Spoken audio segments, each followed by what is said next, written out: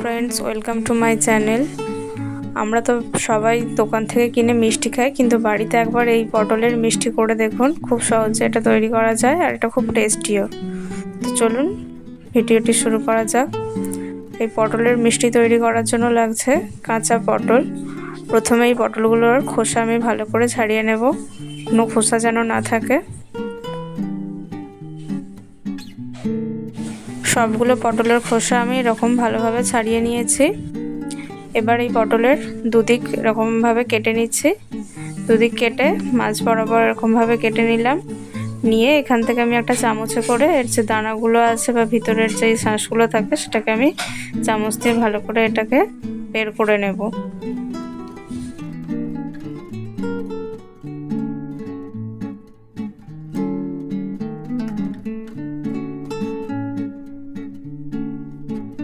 সবগুলো পটল ঠিক একইভাবে মাঝখানে যেগুলো আছে দানাগুলো সেগুলো আমি সব ছাড়িয়ে নিয়েছি। এবার কড়াইয়েতে জল গরম করে তার মধ্যে আমি পটলগুলো দিয়ে দিচ্ছি, আর এর মধ্যে আমি কিছুটা নুন দিচ্ছি।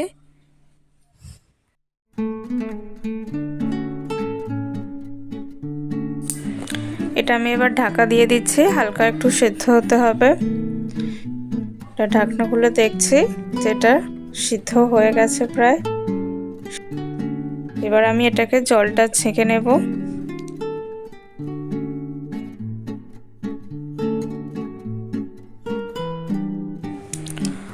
অন্যদিকে আমি জল গরম করে নিচ্ছি আর তার মধ্যে চিনি দিয়ে দিচ্ছি 2 কাপ।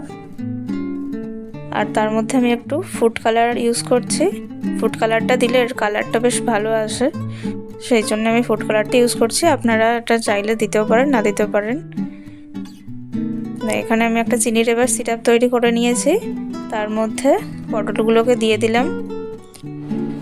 পটলগুলো দেখুন কত সুন্দর লাগছে দেখতে। এবার আমি এই চিনির সিরাপটা ছেঁকে নিচ্ছি। অন্যদিকে আমি দুধ গরম করতে দিয়েছি। আমি এখানে দুধ নিয়েছি 1 লিটার। তার মধ্যে আমি ভেঙে 2টো এলাচ দুধটার মধ্যে দিয়ে দিলাম। এবার দুধটা অনেকক্ষণ ধরে ফোটাতে হবে। আমি 1 কাপ চিনি দিয়ে দিচ্ছি। আর আমাদের ক্ষীরটা প্রায় রেডি হয়ে এসেছে। দেখুন ক্ষীরটা পুরো দুধটা কতটা বসে গেছে, ক্ষীরটা হয়ে গেছে। ক্ষীরটা লাগবে পটলে পুর দেওয়ার জন্য।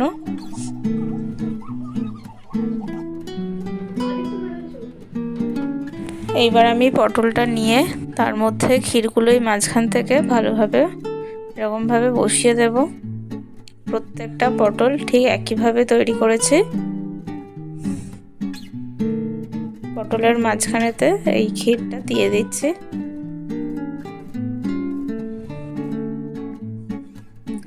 আমাদের পটল মিষ্টি তৈরি হচ্ছে। আপনারা এরকমভাবে বাড়িতে করে দেখবেন, এটা খুব সহজেই তৈরি করা যাবে আর খেতেও খুব সুন্দর লাগবে। ভিডিওটি ভালো লাগলে অবশ্যই লাইক, কমেন্ট, শেয়ার করবেন আর সাবস্ক্রাইব করতে ভুলবেন না। Thank you. আরও নতুন নতুন ভিডিও নিয়ে আসছি। বাড়িতে অবশ্যই এই রেসিপিটা করে দেখবেন, আশা করছি সবার ভালো লাগবে।